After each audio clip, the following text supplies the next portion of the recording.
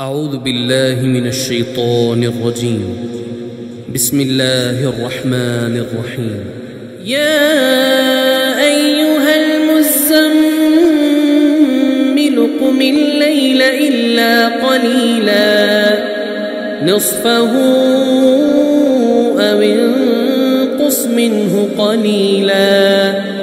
أو زد عليه ورتل القرآن ترتيلا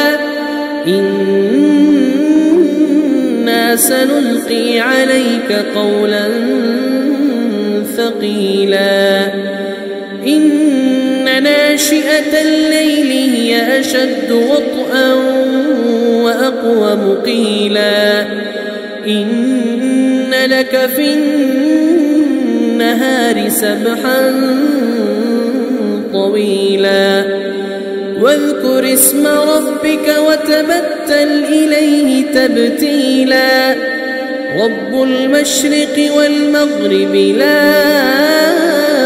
إله إلا هو فاتخذه وكيلا واصبر على ما يقولون واهجرهم هجرا جميلا وذرني والمكذبين أولي النعمة ومهلهم قليلا إن لدينا أنكالا وجحيما وطعاما ذا غصة وعذابا أليما يوم ترجف الأرض والجبال وكانت الجبال كثيبا مهيلا إنا أرسلنا إليكم رسولا شاهدا عليكم كما أرسلنا إلى فرعون رسولا فعصى فرعون الرسول فأخذناه أخذا وبيلا فكيف تتقون إن كفرتم يوما يجعل الولدان شيبا السماء منفطر به كان وعده مفعولا إن هذه تذكرة فمن شاء اتخذ إلى ربه سبيلا إن ربك يعلم أنك تقوم أدنى من ثلثي الليل ونصفه وثلثه وطائفة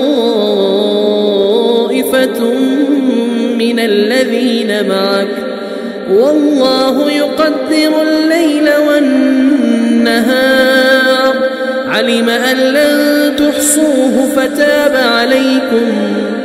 علم أن لن تحصوه فتاب عليكم فاقرؤوا ما تيسر من القرآن